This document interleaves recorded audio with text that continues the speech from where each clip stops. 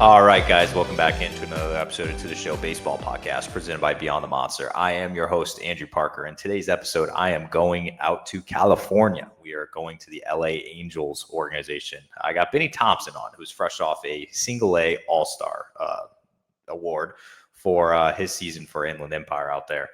He had 100 strikeouts in 61 innings, and he had 11 saves. The back of his baseball card numbers were incredible. So we do dive into all of that. Then we talk a little bit about what he's going to be doing over the offseason to get him ready for spring training in just a few months from now, which is very weird to say.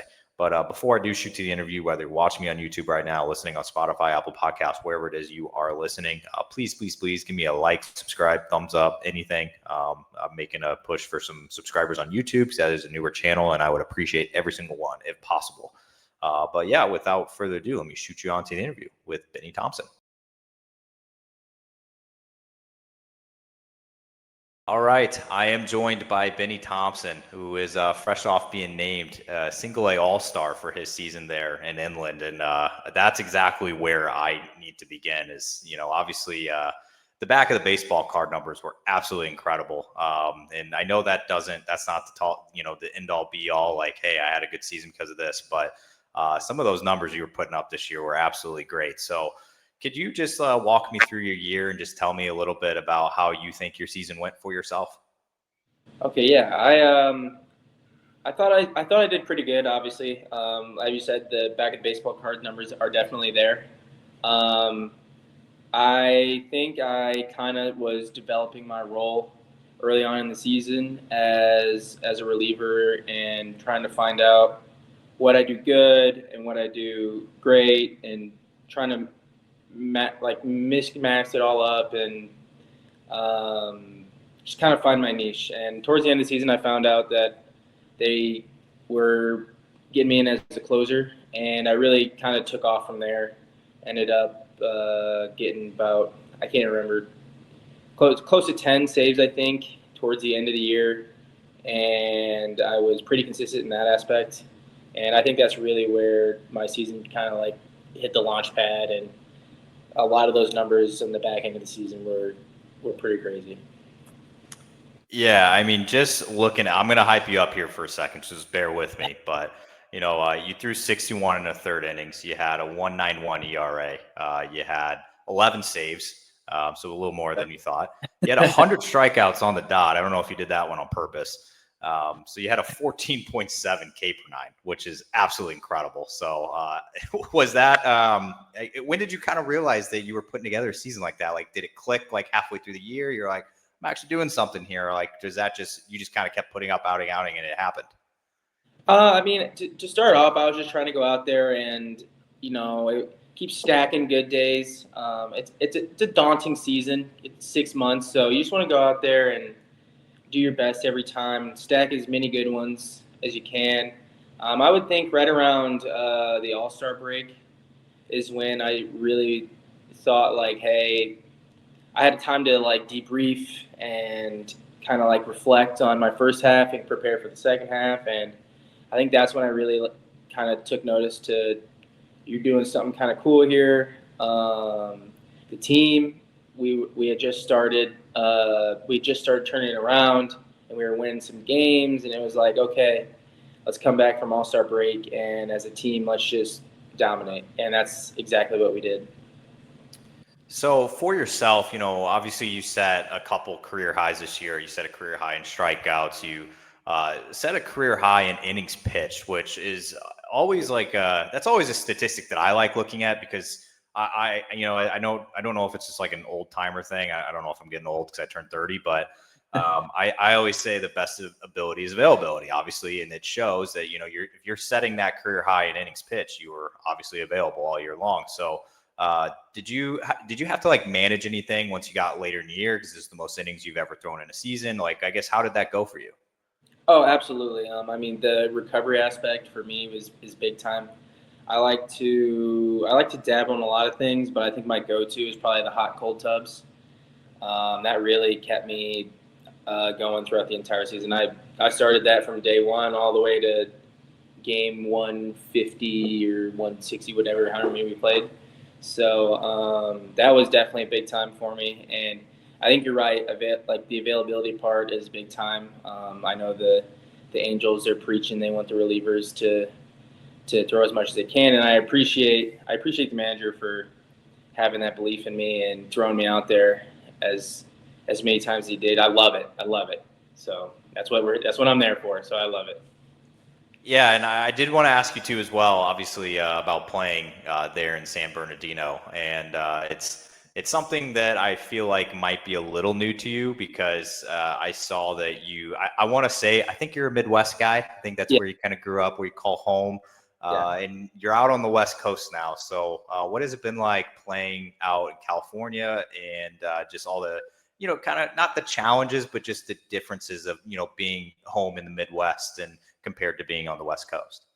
Oh, absolutely. It's a big time difference. I mean, it's beautiful out there. The weather's completely different. I would say I don't like the cold, but I definitely don't like the heat. So when it was hot out there, it was hot. So I would say that's probably the one thing that I had to adjust to was how hot it gets. Because I mean, in the Midwest, it really doesn't get like that, and you could play out there in a game and it's 105, 106, and I mean in the Midwest they would cancel the game because of that. So yeah, that's something that I've noticed. I grew up in the Midwest. I grew up in St. Louis area, and obviously we had a lot of humidity in the Midwest. That's just a thing. yeah, But I've lived in Dallas before, and it's just like this is a whole other world. It's not something that I'm used to, so I can't even imagine trying to play baseball in that weather out there as well. So. Did you miss anything about home? Because I feel like you might be in that area that worships Casey's, because I'm a big Casey's pizza guy. But did you miss anything else about home, though, while being out there in California? I mean, not particularly anything like stores or anything like that. I mean, I do miss the mild temperature. I Okay. guess go back to that, but I'm trying to think if I missed. There was at John A. There was a gas station. There was Casey's, and there was a gas station called Huck's that I loved. So I mean, I would probably be the one thing they don't got Okay. that. They got plenty of other stuff though. So Did you at least try In-N-Out at least a few times while you're out there? oh yeah, And what are your thoughts? I think it's a pretty good spot. I'm not. Okay. I think it's a pretty good spot. Okay, I agree. I tried it down in Texas, and I know it's a big rivalry. The Texas guys and California guys all around baseball, like In-N-Out versus Whataburger. It's like a whole battle. So I didn't know which side to go on. So I know that's sacred to them out there. But all right. So for yourself, yeah, going into this off season now. Obviously you had a really good year. What do you have planned this off season? Like, what are you going to be up to? So I mean, right now I'm kind of just debriefing and kind of just relaxing with friends and family. But I think it's another off season where it's a big off season. I feel like I say that every year, but I'm really gonna try and do exactly mimic what I did last year. It obviously turned out pretty good for me. But yeah, I work out at a place in Indianapolis called PRP Baseball, and they have gotten me right. I've been going there for I want to say since high school, so a long time. I've been going there, and the guys over there are really good at what they do, and they just feel like family when it comes to the baseball aspect. So. Yeah, do you have I always hear guys kind of telling me, they're back home for the off season. They got all these guys training with them. Like, do you have any a group of pro guys in the Indy area that you're training with? Yeah. There's a ton of pro guys that come in there. It's different every year. I know a bit. He also had a great year. Gage Stanifer with the Blue Jays. Yeah, the Blue Jays. Yeah. Yeah, he works out there. We had Sam Bachman he was there. I was there the day he got drafted. I actually got to play catch with him. So it's pretty cool. I was still in, I think I was a senior in high school, so that was pretty cool. Wow. But there's a ton of guys. There's a ton. There's more and more every year. So that's pretty cool to see the growth in that aspect of it. Yeah, people can't be sleeping on the Indy baseball scene, man. That's what it sounds like to me, because you just threw out two fantastic names. So Yeah. Yeah. It's good to know. I feel like it might be a little slept on area. I feel like the Midwest as a whole is a little slept on for, baseball in the, the high school level. So that's good to hear that Yeah. it's starting to have some talent.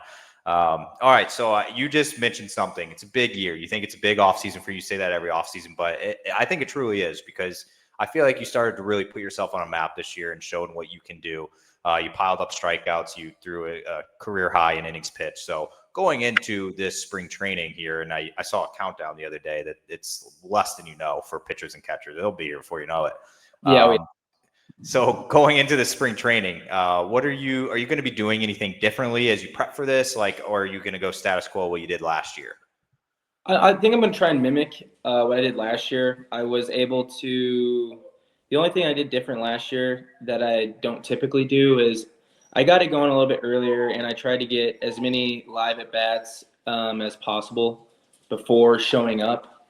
So I think I got probably close to 10 of those, like, pitcher versus hitter interactions before I showed up to spring training.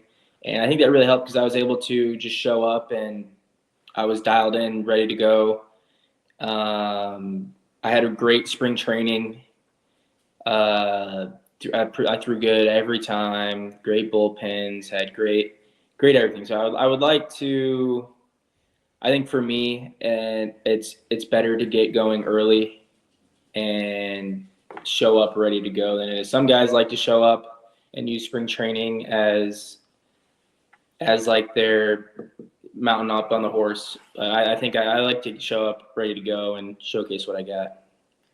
It's something that I also wanted to ask as well. It differs from organization to organization, but I've talked to a few guys in the Angels system, and I actually talked to Ryan Nicholson about it with the hitting side of things.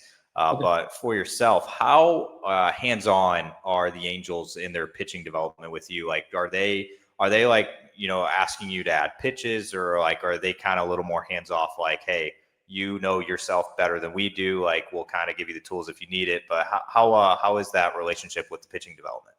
Absolutely. I think it's a little different for each player. I think they do a great job kind of knowing what that pitcher needs, because pitching and hitting, it's so touchy, and if you do too much, it could not be good. If you do too little, that obviously cannot be good. For me, at least, this season, they were pretty hands-off. They let me kind of go out there and learn for myself, I want to say, and learn how to pitch for myself. They were obviously there when I had questions, and when I struggled, I could bounce ideas off of them. But I think they did a really good job with me, at least, trying to let me develop on, like, I don't want to say on my own because they were there. Yeah. But they were it was like the perfect mesh of here's what you should do and just go do it. So that's probably about as best as I could describe it, and I think they did a really good job. No, I think that's like the perfect thing, because it's not like they're kind of like micromanaging you at a point, and it's not like they're just like, hey, like, do your thing, like, we'll, good luck type thing. So I feel like that's a good balance of what you need. Yeah, and also we are a very dog friendly podcast here, so I do appreciate that. We are very dog friendly here. I do want to shoot off the field though, to some things, because I always like showing love to like where you came from. And I know I talked to you a little bit before we started recording on, you are my first guy from that played at Troy, and John A. Logan. So that's two. And so for yourself, I guess, can you talk a little bit about what it was like playing, I guess, even at both spots to kind of get you to where you are now? Yeah, I mean, I love Johnny Logan. I thought it was a great place to get out there early, play, and develop. Super high level competition there. I actually had the opportunity to pursue professional baseball out of there. So I think that's a cool aspect that not a lot of people like think about. Like, I mean, you could go to a junior college and you're going to get Division I or Division II offers, but there's also a ton of pro scouts there too. So, I mean, it's all there in junior college. And I went to Troy. I love Skylar Meade and what he had to offer for me. I think he's a pitching guru, and he knows what he's doing, and I really like that about him. So that's why I ended up committing there. And I had a pretty good year. I thought I had a pretty good year at Troy. There was some bumps in the road. I tried starting. I tried relieving, long relief, Chloe. Like I've tried it all there, and I think Troy was a great place, and they're on the up and up. Great spot to be, and they got me that opportunity with the Angels, and I took it. I took it and ran with it. Yeah, I feel like they're starting to pop up a little more with I know their football program is starting to get better and better. And so I can only imagine the baseball's right behind them as well. Yep. All right, so I'm staying off the field here, and it's something that I like to ask, because throughout the minor league baseball season, you had an off day on every single Monday going through, and now you've got some downtime as well now that you're into your off season. How do you spend your free time, like when you're not like at the facilities, not at wherever it is? Like, how did you spend your free time? Absolutely. It usually boils down to about 3 different things. It depends on if I'm in class. I'm in class at the time, so a lot of those off days, especially recently for the fall semester, I was grinding away at some homework, trying to get as much done as I can. But during the summer, I didn't take any courses, so I would go out and golf in the morning, come back, make a good meal, and then hop on some video games with the guys. So that's pretty much what my off day looked like every time. Yeah, I'm not surprised you threw out golf as being a pitcher yourself, but did you enjoy the golf scene in California? I mean, obviously they have like a million courses, but yeah, it was amazing. All those courses were amazing. Even the ones that were on the cheaper side were great. I honestly love those ones more because they didn't hurt my pockets as much. But yeah, I mean the courses there are beautiful. Yeah, it's something on the bucket list I got to do. So a California golf swing there. Yeah, it seems like they got some really good courses. So for yourself, obviously you are into your off season now and everything. So my final question for you is, we got, you kind of talked about it previously that your off season you think is a pretty big off season after coming off such a strong year. Do you have any goals that you want to accomplish by spring training, whether it's like, are you trying to add velo? Are you trying to add weight? Like anything, like personal, like on the field, anything? Like what do you want to accomplish this offseason? absolutely. I think for me, it's just continuing to just hone my craft. I don't need to gain. I mean, obviously everyone wants to gain velo. I wouldn't say I'm necessarily going to. I want to try and get as healthy and maintain that healthy as possible. That's probably my biggest one. That was my biggest one the past off season after coming off of a little injury there. But yeah, it's probably staying healthy and just continuing to hone my craft, hone my pitches. I'll take a tick or two on the velo side as a byproduct. It usually is a byproduct when you're in the lab every day, just grinding away. But definitely just building that strong base so that I can have a long, healthy season again next year. Because as you said earlier, availability is key, and that's one thing that I was super duper proud of.